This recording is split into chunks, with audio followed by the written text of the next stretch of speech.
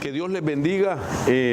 La verdad me quedo muy impresionado, impactado siempre de ver a este remanente de Dios, a este pueblo bendito que el Señor nos ha dado a pastorear, de que no lo detiene nada ni nadie. Estamos aquí los que nos declaramos necesitados, pero muy necesitados del Señor, que tenemos hambre y sed de la justicia y sé que seremos saciados. De verdad, mis hermanos, con todo mi corazón, yo agradezco a Dios por la vida de ustedes. Agradecemos al Señor por el pueblo que pastoreamos, por las ovejas que el Señor pues ha traído, ha añadido, se han convertido o son familia de ustedes también, y que por ser parte de ese núcleo familiar todos están integrados en esta congregación. Que Dios los bendiga, los bendecimos con todo nuestro corazón y sigan adelante, porque sé que Dios va a recompensar ese esfuerzo que ustedes hacen. Hoy fue una noche maravillosa, de una presencia exquisita. En medio de la adoración podíamos sentir que el Señor estaba y está en medio de nosotros, y eso nos da la esperanza de que vienen tiempos mejores para cada uno de nosotros. Amén. Bien, mis hermanos, quisiera aprovechar el tiempo para entrar de lleno al tema de hoy. Quiero meditar una vez más con ustedes de la palabra de Dios, y quisiera pues que juntos estemos atentos y que podamos tomar en cuenta esta palabra, y que no dejemos caer ninguna palabra a tierra, porque sé que esta palabra la necesitamos, en el nombre de Jesús. Padre, ayúdame, Señor, para poder exponer esta palabra que tú has puesto en mi corazón. Te suplico, Dios mío, que sea tu Espíritu Santo el que siembre en nuestros corazones la palabra, y que esta palabra pueda dar frutos al 100%. Por favor, toma mi vida, úsala, Señor, de acuerdo a tu voluntad, y que cada familia que está representada, Señor, tome la porción que a ellos directamente tú les entregas. Que todos juntos, agradecidos, podamos recibirla, guardarla, retenerla, procesarla para que dé los frutos necesarios. Te lo suplicamos en el nombre de Jesús. Amén. Bueno, quiero pues primeramente hacer una reflexión de lo que el Señor nos ha permitido aprender o ver en las Escrituras en estas últimas semanas. Tengo que decir una vez más de que sigo impactado estudiando el libro de Daniel y viendo las cosas que ahí sucedieron y las cosas que fueron tomadas por aquellos creyentes de una manera sabia, de fe y perseverante, para poder ver los resultados a favor de ellos. Usted sabe que hemos venido hablando de los secretos de los antiguos. De Daniel he entresacado en toda esa historia acerca de los 3 tiempos de oración al día, de la consagración, del ayuno que él practicó, o los ayunos. Y el día domingo estuvimos hablando de la adoración, de los beneficios de esa adoración. Han sido aproximadamente 6 enseñanzas basadas en el libro de Daniel, y aún tengo una más que no sé cuándo la voy a dar. Hoy no vamos a hablar directamente de Daniel, pero me está sirviendo mucho el seguir meditando en el ejemplo de Daniel, en el testimonio de Daniel, porque me doy cuenta que además de las cosas que ya mencioné, que son como secretos que ellos tenían para salir victoriosos en momentos difíciles, entre las cosas que también he captado en ese libro, tiene mucho que ver con las actitudes de estos creyentes, es decir, de Daniel y sus compañeros. La actitud de ellos, o las actitudes de ellos, tienen mucho que ver, se suma a las 4 cosas que tiene que ver con esos secretos. Y la Biblia dice, por ejemplo, de que la actitud de Daniel era que fue un hombre muy humilde. Oiga lo que le estoy diciendo, un hombre muy humilde.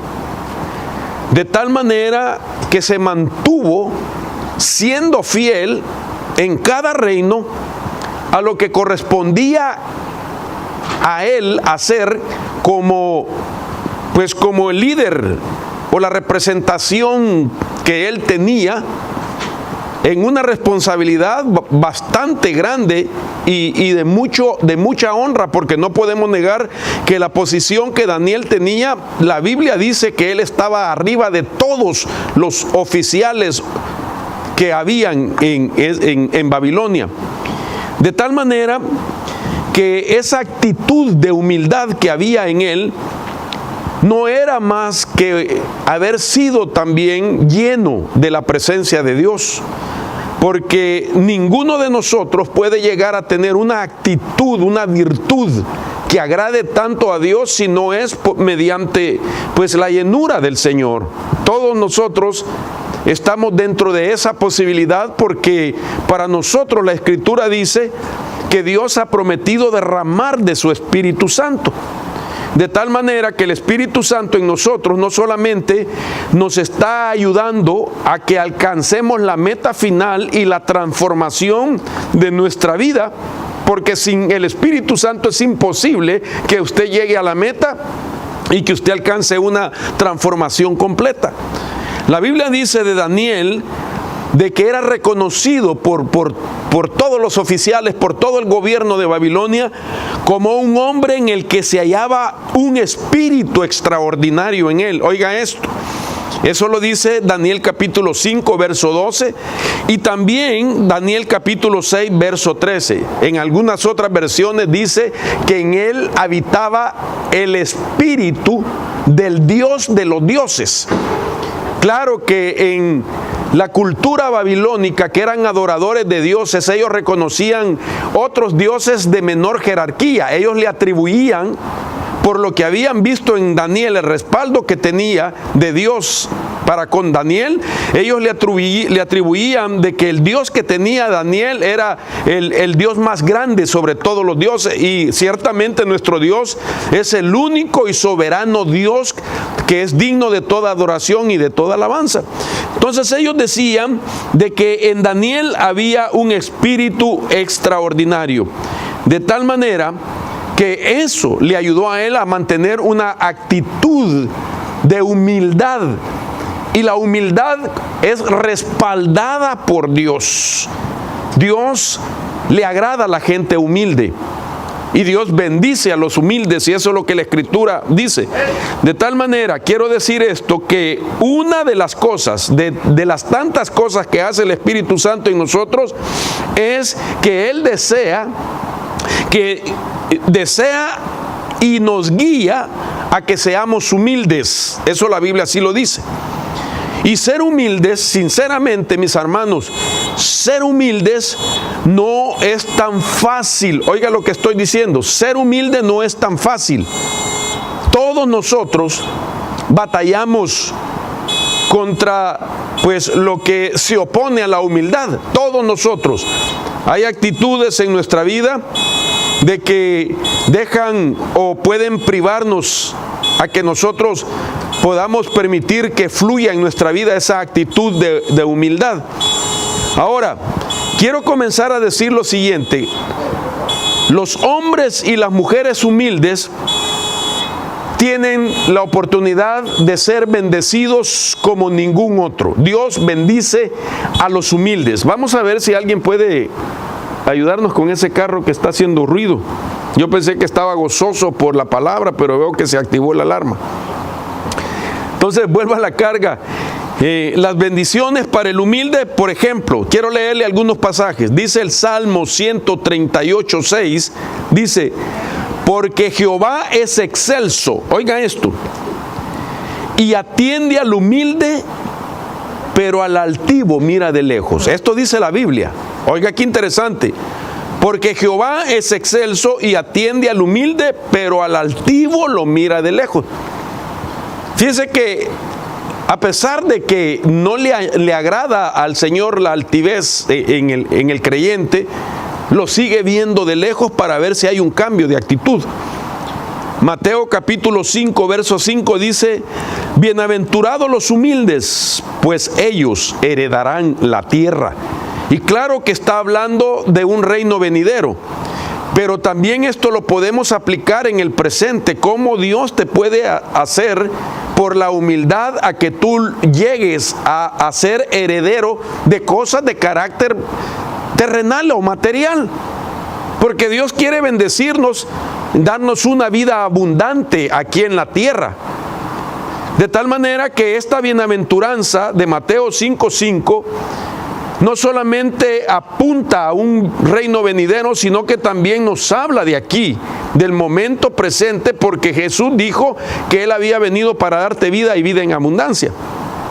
Luego el Salmo 37:11 dice: mas los humildes poseerán la tierra y se deleitarán en abundante prosperidad. De tal manera que podemos ver, y hay muchos otros pasajes que nos dejan ver, de que Dios bendice al humilde. Entonces, esto es bien importante, mis amados hermanos, porque ya dije entonces de que en contraparte, oiga esto, en contraparte de la humildad, pues hay un espíritu que opera deformando el alma de los creyentes y la deforma con una actitud que es el orgullo. Y el orgullo, pues nosotros no estamos fuera del alcance de lo que provoca el orgullo. Quiero detenerme en esta hora para hacerle conciencia a usted, porque yo veo la necesidad. Veo la necesidad que tengamos esa buena actitud que Dios promete bendecirnos en medio de esta crisis, hermano. Hoy más que nunca que hemos estado hablando de qué cosas tenemos que saber y aplicarlas o encarar la vida con esos secretos o esa actitud para que podamos salir de esta crisis, que siendo realistas no podemos negar que todos los días se oyen noticias que podrían ser desfavorables a nosotros. Imagínense que nosotros estamos con la esperanza de que pronto vamos a entrar al templo. Y resulta que cada día o cada nueva semana escuchamos noticieros de que en vez de que aquello vaya menguando, aquello está empeorando, según pues los medios de comunicación. De tal manera que esto como que nos deja, hermano, un sentir de que aquella esperanza de entrar pronto se va prolongando, se va haciendo más largo aquello, y que no solamente el problema es de no poder entrar, sino de todo lo que está siendo afectado también en el ambiente, ¿verdad? De posibles cierres que se están planteando para dentro de poco por el repunte que se ha dado nuevamente según los noticieros aquí en Oregon y en muchos lugares. Sin embargo, la Biblia sigue diciendo, y lo que yo entiendo, que para todo tiempo hay cosas que si nosotros permitimos que se vuelvan naturaleza nuestra, como son las actitudes que se vuelven un momento naturaleza nuestra, y en este caso la humildad puede llevar a que en medio de las crisis Dios te siga bendiciendo, Dios te siga sosteniendo, Dios te siga guardando, Dios te siga proveyendo, Dios siga peleando por ti, Dios siga guardando a tu familia, Dios siga demostrando su fidelidad para contigo, hermano, y se cumpla lo que está escrito, que aunque caigan 1000 a tu lado y 10,000 a tu diestra, a ti no llegarán, porque has puesto tu confianza en Él. ¡Aleluya! De tal manera que nosotros tenemos que ser conscientes de que hay cosas que sí nos pueden complicar que esas bendiciones lleguen a nosotros. Una de las cosas que yo veo es que si nosotros estamos dentro de las posibilidades de que el orgullo venga un día a nuestra vida, esto es tan real porque el ser humano es tan vulnerable que por cualquier razón pueda sentirse orgulloso de algo que no lo considera un mal o un pecado. Fíjese qué interesante que nadie pasa una ministración al alma por decir o reconocer que es orgulloso. Nadie pasa al altar pidiendo que Dios lo libere del orgullo o que Dios haga algo en su vida por el orgullo. Nadie reconoce que el orgullo es un problema que le puede impedir que la bendición o la promesa llegue a su vida. Porque como el orgullo no tiene manifestaciones como las pueda tener una persona que está siendo afectada por algún espíritu diferente, vaya, un espíritu de locura, un espíritu de temor o de terror, no tiene las manifestaciones. El orgullo no tiene manifestaciones así como alguien que está teniendo convulsiones porque una potestad se enseñoreó de él. Pero el orgullo es un mal con el que debemos pelear todos nosotros, todos los días. Todos nosotros tenemos que pelear contra ese mal llamado orgullo. Y el ser humano fácilmente es afectado por el orgullo, ya sea por los logros que ha obtenido o por lo que posee materialmente. Y esto es muy importante porque el orgullo puede llegar por muchas vías. Repito, por logros obtenidos o por poseer algunas cosas materiales que son más marcadas en ellos que en otras personas. Pero puede llegar también por cuestión de cultura. Puede llegar también por cuestión de taras, que son herencias no necesariamente genético, sino que son herencias que se adquieren por costumbre, por la manera de vivir de los padres y la observación que uno tiene. Y al tener padres orgullosos, entonces los hijos tienden también a tener la herencia de orgullo por taras, pero también puede venir por ancestro, puede venir genéticamente. De tal manera que es muy fácil caer en el orgullo. Yo quiero que me preste atención porque el anhelo de mi corazón no es confrontar a nadie, porque yo también estoy dentro de esa posibilidad que un día el orgullo me quiera engañar, sino que lo que anhelo con todo mi corazón como pastor es que usted sea bendecido. Y que imagínese usted que no va a ser ni siquiera ni el pecado el que le pueda privar esas bendiciones, sino que sea una actitud de orgullo, que si se mantiene por mucho tiempo, oiga lo que le voy a decir, después de que Dios le ha advertido a usted o lo ha redargüido a usted, porque Él le ha detectado un orgullo y Dios lo redarguye, y aquella persona, teniendo la convicción de que Dios lo redarguyó, insiste en perseverar en el orgullo, entonces ahí sí puede venir un espíritu a tomar control, que sería ahora un espíritu de orgullo. Entonces, hay muchas razones por qué caer en orgullo. Hay cosas que son tan fáciles para caer en el orgullo como es el orgullo familiar, repito, el orgullo cultural. Oiga estas clases de orgullo. El orgullo espiritual. Y déjeme decirle que hay continentes y países que son identificados como razas llenas de orgullo. Entonces quiero decir de que el orgullo es un mal que ha llegado a la humanidad y que puede ser contagioso también. Ahora, la Biblia dice en Mateo 23:12, para que usted vea cómo el Señor mismo, nuestro Señor Jesús, trató el asunto del orgullo durante sus días. Mateo 23:12 dice así: porque el que se enaltece será humillado, pero el que se humilla será enaltecido.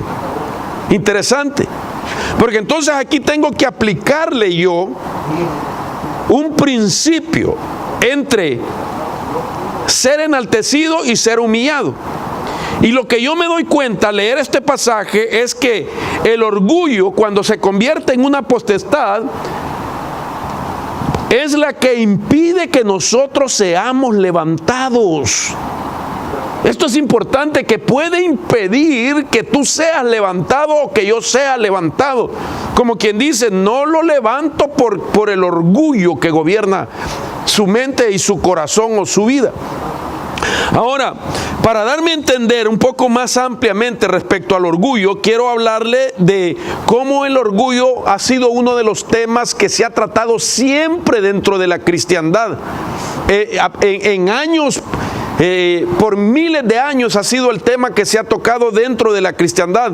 Y yo me ponía a investigar, digamos, los puntos de vista de algunos personajes creyentes, líderes de épocas pasadas, y me encontré con la información acerca del orgullo de aquel predicador que le llamaban el príncipe de los predicadores, que es conocido como Spurgeon. Spurgeon dice del orgullo, dice que el orgullo es un pecado, oiga esto, que todo lo penetra y que asfixia todas las cosas. Esto dijo el príncipe de los predicadores, que el orgullo es un pecado que todo lo penetra y que asfixia todas las cosas. También dijo, todo lo que toca el orgullo se torna maligno. ¡Wow! Qué tremendo, ¿verdad? El criterio que tenían del orgullo, que todo lo que toca el orgullo se torna maligno. Luego también en comentarios de otro creyente muy eminente durante su tiempo, que se identifica como C.S. Lewis, él dijo del orgullo de la siguiente manera: el orgullo de cada persona, oiga esto, el orgullo de cada persona está en competencia con el de todos los demás. Entonces daba a entender que el orgullo de una persona compite con el orgullo de otras personas. ¿Quién ganará? Ninguno, porque los dos son tan orgullosos que no reconocen derrota. Y luego dijo entonces, a raíz de eso, que el orgullo es competitivo por naturaleza.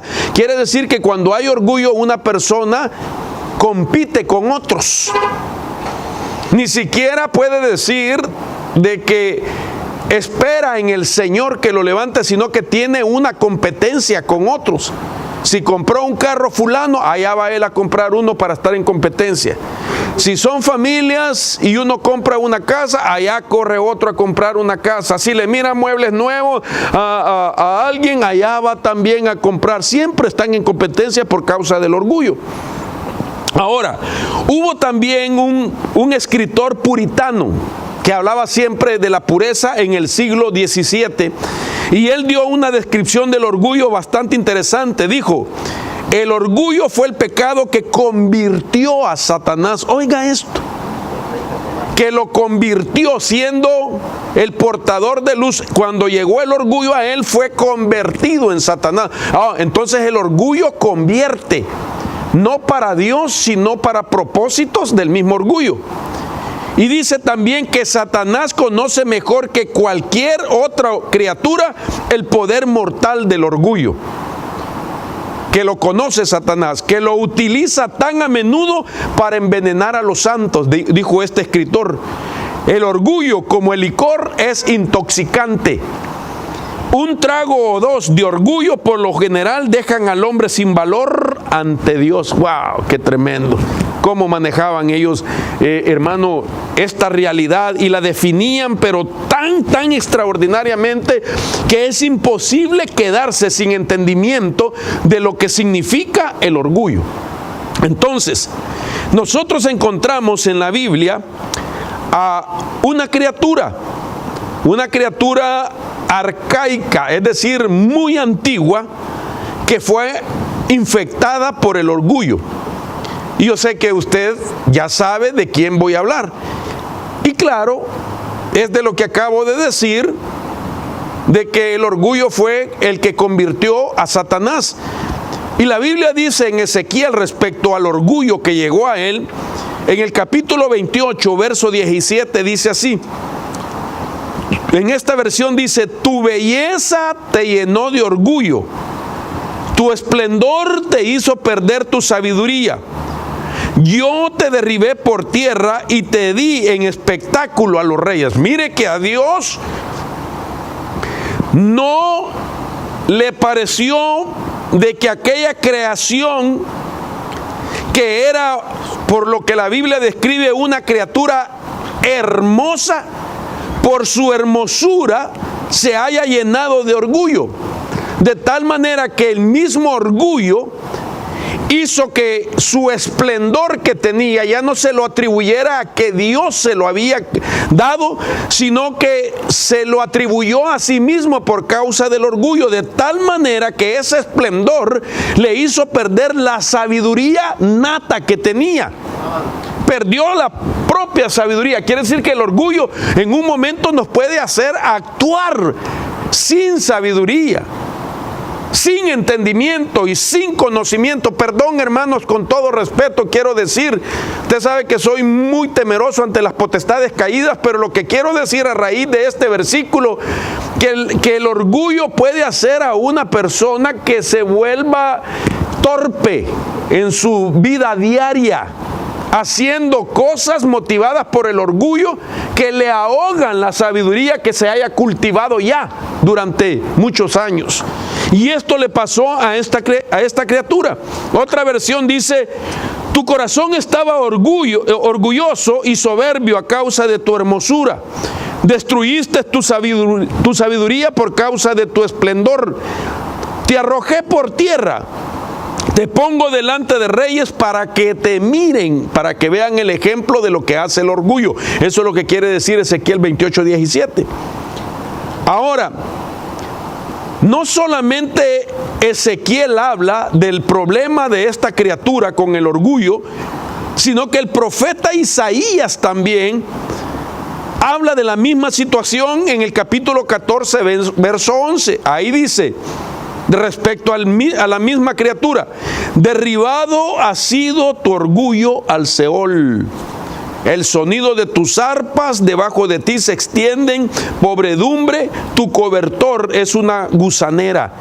Entonces, aquí estamos viendo que Isaías, profeta, Ezequiel, profeta, hablan de ese mal en esta criatura que, siendo, hermano, como el primogénito de los querubines, por la forma como estaba ataviado de parte de Dios, esa hermosura no la supo procesar. No la supo procesar de tal manera que pensó, eso es lo que hace el orgullo, lo hizo pensar que eso era el resultado de quién era él en sí, y no le atribuyó a Dios de que lo que era en sí era por causa del Señor. Mire si no es importante cómo esto lo podemos nosotros aplicar. Cuando Dios comienza a bendecir a una vida, cuando Dios comienza a usar a las personas, cuando Dios comienza a engrandecer a las personas, cuando Dios comienza, hermano, a marcar una diferencia con esa persona y demostrar que esa persona tiene la bendición del Señor, el problema grande es cuando la persona, el hombre o la mujer de Dios, comienzan a atribuirse a sí mismo que todos los resultados que tienen es por causa del esfuerzo que hace o de la capacidad que tiene, ya sea intelectual, para poder tener esos logros. Esto es impresionante. Y usted no me dejará mentir que ha escuchado hombres tremendos de Dios decir: miren todo lo que he hecho. Soy el predicador más famoso.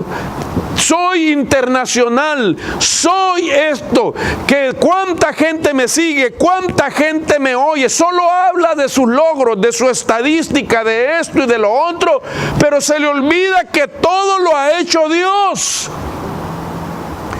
Que nosotros sin Dios no lograríamos hacer nada de eso. Y sabe una cosa que me llama la atención a mí, porque hay mucha gente que dice: pero si Dios ya conocía a esta persona, ¿por qué le dio tanto si ya sabe de que iba a ser orgulloso? Es que Dios no tiene problema para darte, porque Él te puede dar y Él te puede quitar, porque es de Él lo que ha llegado a nuestra vida. De tal manera que no podemos negar que Dios da. Y hermano, y esto ha sido el patrón que podemos ver en mucha gente, que cuando ya está en la cúspide de la excelencia o de la victoria, empezamos a ver cuando se echa para sí mismo gloria. Donde su persona es más importante que Dios. Donde a sí mismo se atribuye esos logros, esas ventajas, esos alcances, hermano, y se olvida de que es Dios. Nosotros sin Dios no somos nada, somos mortales. Y eso me llama la atención. Entonces, ¿qué es lo que hace Dios? Como dice la Biblia, que el que se envanece, o el altivo, Él lo humilla. Entonces, ¿qué es lo que hace Dios? Aquel que llegó arriba y se le olvida darle la gloria al Señor, sencillamente Dios le quita. Mire, hermano, aquí entre nos, ¿no será que Dios está tratando con todos nosotros? Mire cómo nos tiene el Señor ahorita. Mire, con todo respeto voy a decir lo siguiente. Todas las iglesias en todo el mundo están, hermano, pastoreando, por decirlo así, la misma cantidad de gente. Es decir, aquellas iglesias, digamos, de 25,000 personas, ahorita solo pueden tener lo más 100 personas. Aquellos que nos captábamos que éramos internacionales y que andábamos por todo el mundo predicando el evangelio y que nos oían, hermano, y que nos seguían. Mire ahora dónde nos tiene. A todos nos tiene sin salir. Todos estamos, aunque estos predicadores y nosotros aquí también tenemos templos grandes, hermano, megas templos, no pueden pastorear los miles. ¿No será que Dios está trabajando en nuestra vida para quitarnos la jactancia de ser pastores de multitudes, de miles? Y ahora todo mundo tiene la misma cantidad. Los que tenían 20, pues están con sus 20. Los que tenían 25,000, 10,000, 15,000 personas en el templo, apenas les dejan tener 100 en algunos lugares. Nosotros que tenemos, hermano, un par de centenares, imagínense, aquí estamos, gloria a Dios, un remanente. Nos pusieron a todos iguales, para que todos reconozcamos que la grandeza es de Dios y no del hombre. Para reconozcamos que Dios tiene control de todas las cosas y que Él decide cuándo te va a dar, pero eso es cuando ya hemos procesado el orgullo. Oía un predicador dominicano que decía: se acabaron las campañas, se acabaron las grandes concentraciones. El Señor nos metió a todos en cuarentena. Se acabaron los viajes internacionales. Dios bendito. Ya ni sé ni cómo es subirse a un avión. Hasta se me olvidó. Dios lo ha hecho. Dios sabe por qué. Entonces, esto es importante porque yo tengo que llevarlo a un punto que le ayude a usted a tomar una actitud que no le impida la bendición y la prosperidad y la grandeza de Dios. Y que usted sepa, por la profecía que oímos también hoy, que yo creo, de que viene un tiempo mejor para nosotros de mucha bendición. Y cuando esa bendición llegue a su vida y usted comience a salir de las crisis y comience a ver la prosperidad y la abundancia, le dé siempre la gloria al Señor. Venga, así es. Que siempre reconozca que sin Él es imposible alcanzar esas bendiciones. Ahora, cuando yo veo entonces esta palabra de orgullo, quiero llevarlo a ciertos sinónimos que tiene con esta palabra. Por ejemplo, la palabra orgullo va íntimamente relacionada con otra palabra que es soberbia. Y la soberbia, según el concepto, dice que es aquel o aquello que tiene una excesiva estima de sí mismo y menosprecia a los demás. ¡Wow! Oiga esto. Tiene una excesiva estima de sí mismo y menosprecia a los demás. Dios no quiere que el hijo de Él tenga una baja estima, pero tampoco a Dios le agrada que el hijo de Él tenga una excesiva estima, porque eso es ser soberbio. Y un soberbio es uno que se jacta de sus logros pasados y presentes, ya lo dije, creyendo que todo lo que ha logrado es gracias a su propia fuerza, por tanto no le da gloria al Señor. También la Biblia le llama a eso vanagloria de la vida. Otra palabra es la arrogancia. Va íntimamente ligado al orgullo, y la arrogancia es la actitud por la cual alguien que se siente superior menosprecia a los demás, ya sea por su nivel intelectual, por el color de su piel, por el país de origen o cualquier otra razón que lo haga sentir superior. Eso es arrogancia. Y arrogante es uno que se atribuye o se exagera facultades que no tiene y expresa en su corazón que lo haría mejor que otro en todas las cosas.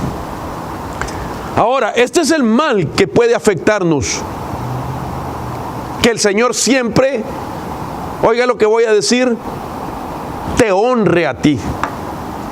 Daniel siempre fue honrado por Dios, porque con la actitud de humildad que Daniel mantenía, honraba a Dios. Porque por más que quisieran destruir a Daniel, por más que quisieran esconder a Daniel, por más que quisieran, hermano, atemorizar a Daniel, Dios siempre lo sacaba en victoria, porque él tenía una actitud de humildad. ¿Cuántos quieren eso? Oye esto, hermano, cuando tú decides tener la actitud de humildad, se te puede levantar todo el infierno, todo el mundo puede estar en contra de ti, se puede levantar quien quiera poderosamente contra ti, pero Dios no te va a abandonar, porque escrito está que al humilde Dios lo va a levantar, y no le va a importar quién esté de acuerdo para que seas levantado. Sencillamente Dios lo hace por la actitud de humildad en tu vida. Amén. Dios no le pide permiso a nadie para levantarte. Lo único que mira es la actitud que hay en ti. De tal manera entonces que hacia donde voy con el poco tiempo que me queda es a explicarle como nunca antes lo que el orgullo puede hacer en una persona. Yo sé que es un tema que la gente pensará que no es importante. ¿Cómo no? Sí es importante, porque es una situación que va directamente, hermano, a pues el testimonio de un creyente, en la realidad de la transformación de un creyente, en la actitud de un creyente verdadero. Y es mantenernos en la posición que él dice, porque la humildad tiene promesa. Ahora, esas actitudes de orgullo pueden surgir por diferentes razones. Por ejemplo, la actitud de orgullo, ¿qué es lo que denota en una persona? Bueno, el orgullo hace a la persona independiente. El orgullo lo hace vanaglorioso. El orgullo lo hace autosuficiente. Pero mire también lo que hace el orgullo. El orgullo hace que la persona tenga falta de tiempo en la presencia de Dios. Ya ni a Dios necesita el orgulloso.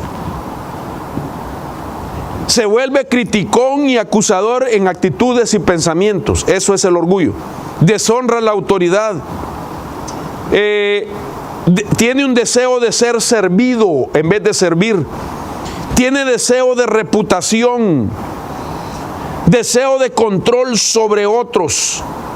Entonces el orgullo es una situación que confronta a Dios con la actitud. Y podríamos mencionar algunos sinónimos también, que son suficiencia, soberbia, altivez, endiosamiento, engreimiento, ínfulas, vanidad, pedantería, presunción, arrogancia, petulancia y soberbia. Bueno, esto a manera de entender la naturaleza del orgullo. Pero hay algo que yo le platicaba a mi esposa y le decía hoy. Yo he predicado en el pasado mucho acerca del orgullo. Y he pensado que en su momento llegué a tener un concepto claro de lo que es el orgullo para poderme guardar de eso. Sin embargo, me encuentro en la Biblia, oiga esto, con una descripción de lo que realmente es el orgullo. Y encuentro que además de que Satanás es la representación del orgullo, oiga lo que le voy a decir, en la Biblia se habla de otra criatura que podría tener como las características mayores del orgullo en su naturaleza, y que es, oiga esto, la potestad que opera inoculando el orgullo. Ok, por esa razón hasta ahorita le doy el tema de esta prédica y lo he titulado La inoculación del orgullo. Y esto es interesante, porque esa criatura se llama Leviatán. Leviatán. Yo no sé si ustedes se recuerdan, hace años yo prediqué de Leviatán. Me quedé corto con lo que dije en aquella oportunidad, porque me doy cuenta ahorita que hay 56 características del orgullo que son las que inocula esta potestad que representa el orgullo. Hermano, de una manera impresionante. Nos quedamos cortos con las definiciones que podría darnos un diccionario o las mismas que acabo de utilizar yo hace un rato. Me quedo corto cuando veo realmente que hay una entidad muy mítica, hay una entidad bastante compleja de describirla. La Biblia solo lo presenta como una entidad del mar, pero que está a cargo de todos aquellos, dice, los hijos orgullosos. Quiere decir que cuando hay un orgulloso que no renuncia a ese espíritu de orgullo, esta potestad Leviatán se convierte en el rey de esos orgullosos. Por eso es importante renunciar nosotros. Ahora, quiero llevarlo entonces al pasaje de la Biblia en Job 41:15, rapidito. En ese capítulo 41:15, Job nos dice así: sus fuertes escamas son su orgullo, cerradas como apretado sello. Aquí empieza Job a describirle, o le comienzan a explicarle a Job acerca de esta potestad. Sus fuertes escamas son su orgullo, cerradas con apretado sello. ¿Por qué a Job le llevaron ese mensaje? Empecemos a ver las características de Job. Era el hombre más rico del Medio Oriente. No había otro tan conocedor de misterios como él en el Medio Oriente. Era dueño de ovejas, de camellos, de bueyes. Era el hombre más rico del Medio Oriente. Tenía los hijos más bendecidos del Medio Oriente. Entonces poder decir, tenía mucho por qué sentirse orgulloso. Y entonces a él el Señor le habla de esta manera y le empieza a describir acerca de Leviatán, diciéndole: sus fuertes escamas son su orgullo, cerradas como un apretado sello. El verso 33 dice: nada en la tierra es semejante a él, que fue hecho sin temor. Mire lo que era Leviatán, a la misma vez orgullo. Desafía a todo ser altivo. Oh, Dios bendito. El mismo Leviatán dice: no hay otro tan orgulloso como yo. Desafía a todo ser altivo. Y dice: él es el rey sobre todos los hijos del orgullo. De tal manera que esta criatura del mar es una potestad que reina sobre los hijos del orgullo. Y según la Escritura, óigame esto, hermano, según la Escritura, solo puede ser vencido Leviatán por Dios.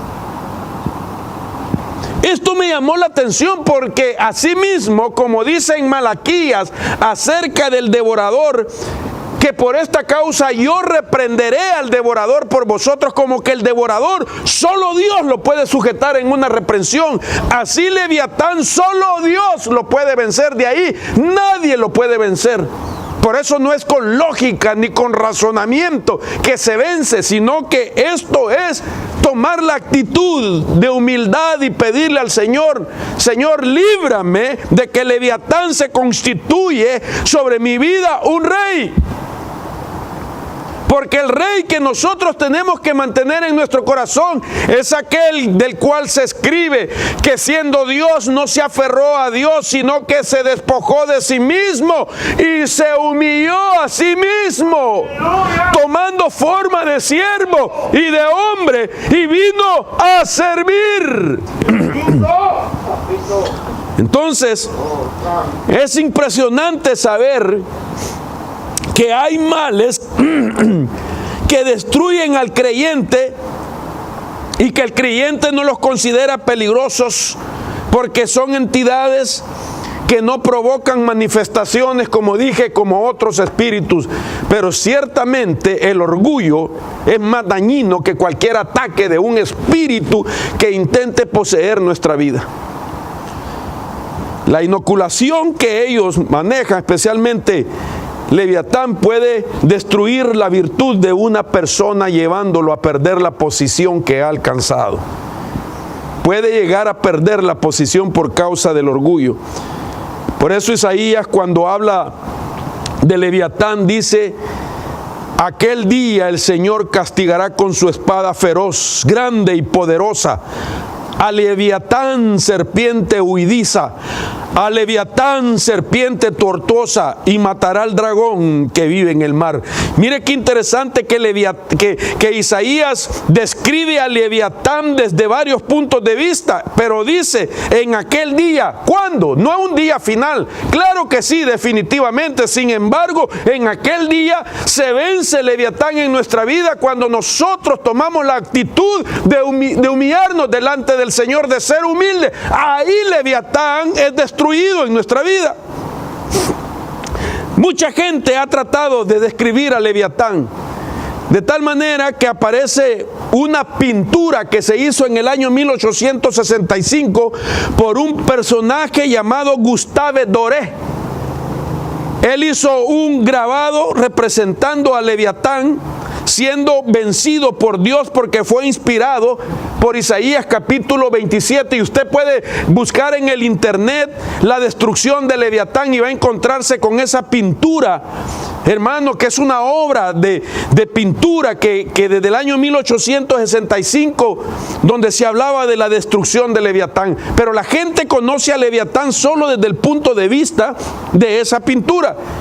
Pero cuando nosotros vemos la razón por qué Isaías le comienza a decir de diferentes maneras, nos damos cuenta que el nombre de Leviatán en sí, la palabra en sí de Leviatán, es bastante compleja encontrarle significado. No tiene realmente una raíz etimológica, sino por el sentido de la oración. Entonces se entiende que Leviatán significa enrollado o torcido. Me llama la atención que se le puede llamar monstruo del mar, serpiente gigante o dragón, animal grande acuático o quizás dinosaurio, un dinosaurio que ya está extinto y que se le considera muy similar a lo que se llamó en su momento plesiosaurios. Un plesiosaurus, un tipo de dinosaurio que existió. Entonces la gente o los estudiosos le atribuyen a Leviatán esa forma, pero Leviatán es más complejo que eso. De no ser así, nosotros no entenderíamos la razón por qué 5 veces se menciona a Leviatán en toda la Biblia. En Job capítulo 3:8, Job 41, Salmo 74:14, Salmo 104:26 y Isaías 27:1 que acabamos de leer. Ahora, quiero Así rápidamente el tiempo ya se fue. Bueno, me quedan 10 minutos, no sé por qué me está abundando, pero aquí veo que son las 9 ya. Pero estas 56 características de Leviatán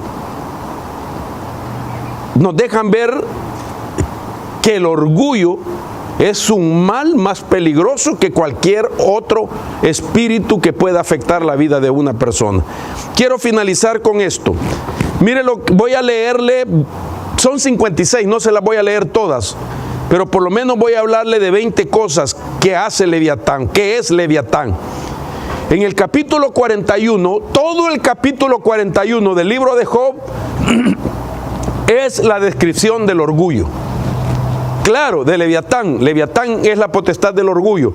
Pero solo en ese capítulo se hablan de 56 cosas que representa el orgullo. Por eso le decía que los conceptos míos se quedan cortos cuando vemos a la luz de la palabra lo que es Leviatán. Y entonces, por ejemplo, en el verso 1 del capítulo 41 dice que Leviatán no se atrapa con anzuelo. Oiga, dice: su lengua no se sujeta con cuerdas. Su nariz no puede ser atada, en el verso 2. Su quijada no se perfora con garfios.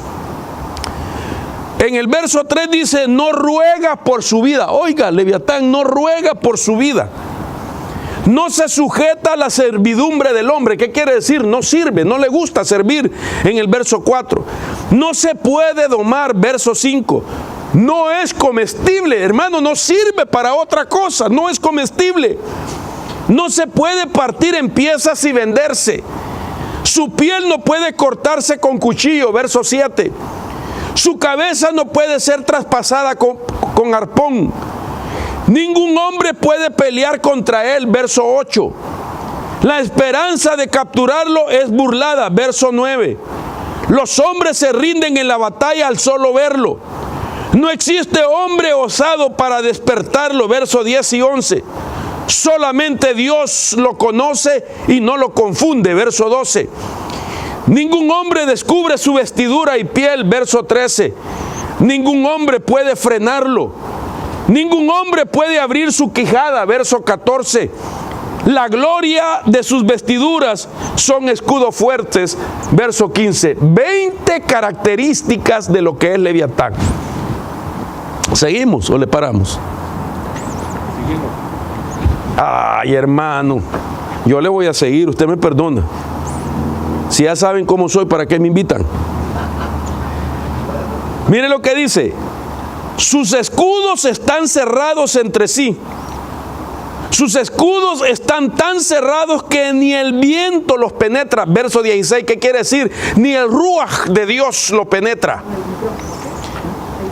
Los escudos están tan pegados uno a otro. Verso 17. Están pegados contra sí, no puede separarse. La luz se apaga con sus narices cuando estornuda, verso 18. Sus ojos son como soles que salen en la mañana. Las antorchas encendidas se pegan con su boca cuando las abre, verso 19. Centellas de fuego proceden cuando abre su boca. De sus narices sale humo cuando respira, como una olla que hierve, verso 20.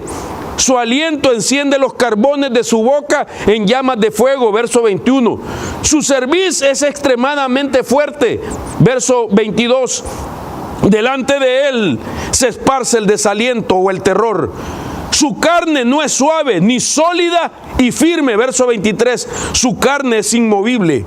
Su corazón es como piedra de molino, verso 24. Los fuertes le temen cuando ataca, verso 25. A causa de su destrucción los fuertes se purifican, dice.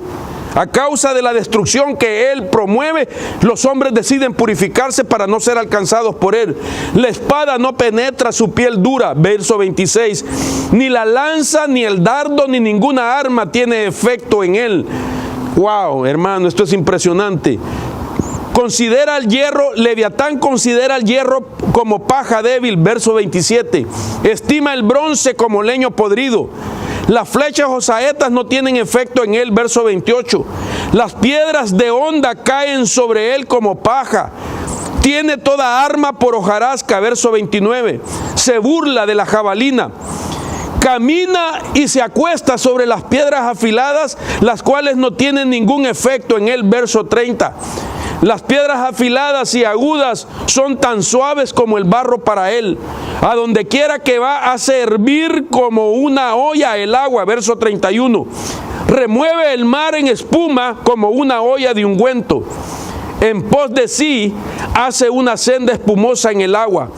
Hace parecer que el abismo es canoso y espumoso. No hay nada como él sobre la tierra. Verso 33. No tiene temor, menosprecia toda cosa alta. Y por último, él es el rey sobre todos los orgullosos. Verso 34. 56 cosas que es el orgullo descritas en la naturaleza de Leviatán. No es cualquier problema, mis hermanos. El orgullo no puede habitar en nosotros porque nos va a privar de bendiciones, de posiciones. El orgullo ha destruido vidas, ministerios, matrimonios, familias, congregaciones. Han perdido sus posiciones por causa del orgullo. Yo quiero finalizar haciendo una oración, pidiéndole a Dios que nos ayude. Amén. Primeramente, a mí como su pastor anhelo que Dios me ayude. Bienaventurado el que ha sido tratado por Dios en el área del orgullo y no le ha quedado a usted ni una escama de ese orgullo, de tal manera que Leviatán no puede ser el rey de ninguno de nosotros mientras hemos tomado la actitud de ser humildes. Yo lo invito a que usted tome una actitud y verá cómo Dios lo va a bendecir, lo va a poner en una posición y va a pelear por usted siempre. Padre, en el nombre poderoso de Jesús, Señor, vengo poniendo delante de ti mi vida, la de nuestros hermanos, para que tu Espíritu Santo, Señor, nos redarguya y nos haga ver en el interior de nuestra vida cualquier influencia que haya venido, Señor, a darnos una mentalidad que nos conduzca a una actitud para que nos mantengamos en una posición de excesiva altura y sobre otros. Señor, yo tomo la actitud de mantenerme humilde para ti, Señor, para que el orgullo no se enseñoree de mí, ni de mi casa, ni de ninguno de los míos. Porque anhelo, Señor, siempre darte la honra y la gloria. Anhelo, Padre amado, que tú siempre estés por mí, pelees por mí, y que mis bendiciones que tú has decidido dármelas no tengan estorbo para llegar, y que en medio de esta crisis los humildes salgamos en victoria. Yo bendigo a tu pueblo, Señor, a cada uno de ellos. Gracias por todo lo que les has dado, les has mostrado y has hecho por su vida. Guarda el corazón de cada uno de ellos para que, Señor, se mantengan en esa actitud que a ti te agrada y que los hagas herederos de la tierra. Señor, hoy vengo poniendo como una petición, Señor, concédenos un lugar que pueda ser propio, como una congregación propia, donde nadie nos cierre las puertas. Señor, por favor, te lo suplico en el nombre de Jesús. Oremos por una congregación, hermano, que nos dé el Señor algo que sea propio para el ministerio. Te lo pedimos en el nombre poderoso de Jesús. Nuestro corazón será guardado y te daremos a ti la honra y la gloria. Bendecimos a tu pueblo en el nombre